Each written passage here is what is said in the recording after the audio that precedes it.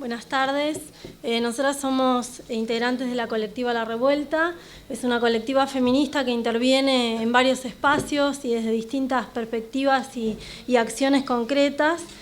Y hoy justamente nos convoca a venir a este espacio muy interesante donde hemos escuchado intervenciones que desde algunos lugares también interceptan nuestros saberes y nuestras prácticas.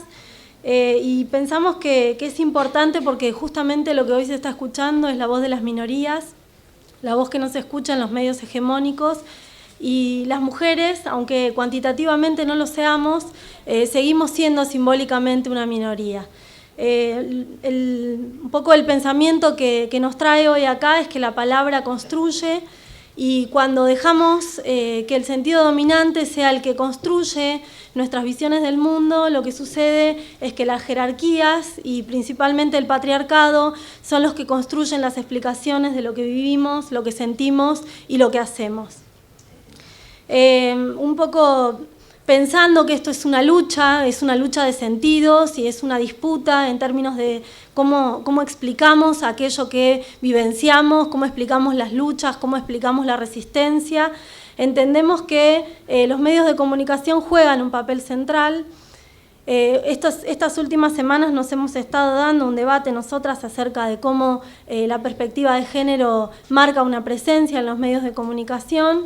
Y bueno, metodológicamente nos dimos un proyecto de analizar cómo los medios de comunicación están implementando o no la perspectiva de género y bajo qué criterios.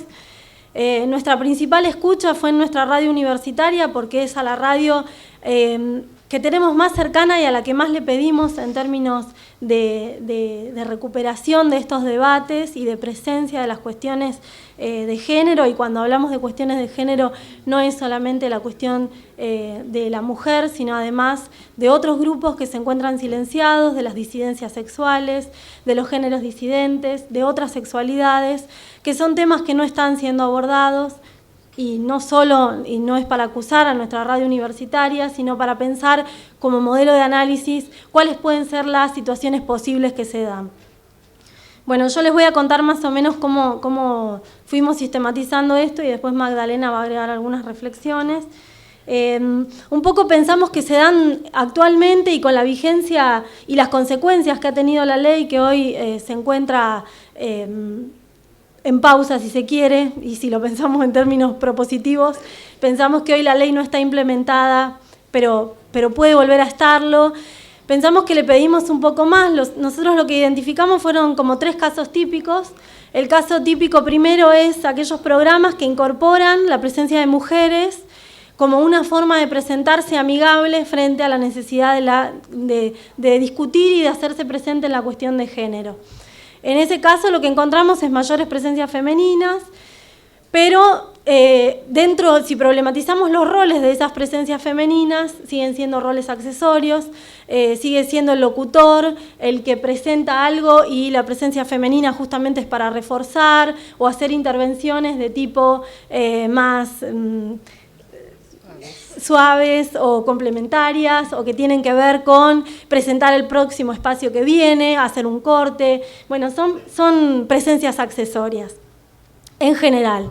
El segundo tipo de caso que identificamos es aquellos casos donde existe una columna de género o una columna donde se permite pensar la masculinidad versus la femineidad, o columnas donde incluso se insertan debates acerca de las sexualidades y los géneros disidentes. En estos casos lo que encontramos es que dentro de espacios hegemónicos hay una habilitación a un espacio de pensamiento distinto donde durante un lapso de tiempo que no es predominante, sino que es una columna en un espacio determinado, se hace uso de la palabra para hablar desde un lugar diferente. Entendemos que esto tiene cierto efecto, que problematiza los debates, pero que no es suficiente. En un tercer caso, lo que encontramos, y que no está actualmente en vigencia, pero nuestra colectiva ha tenido 2 espacios de esa naturaleza, como Radioactivas y Sin Closet, ha sido una posibilidad de plantear temáticas que se plantean en otros programas desde una mirada disidente. Y eso justamente pensamos que solo en ese tercer caso es donde las cuestiones de género empiezan a jugar un papel de disputa de los saberes dominantes. Y lo último que voy a agregar, y me ocupé todo el tiempo, horrible.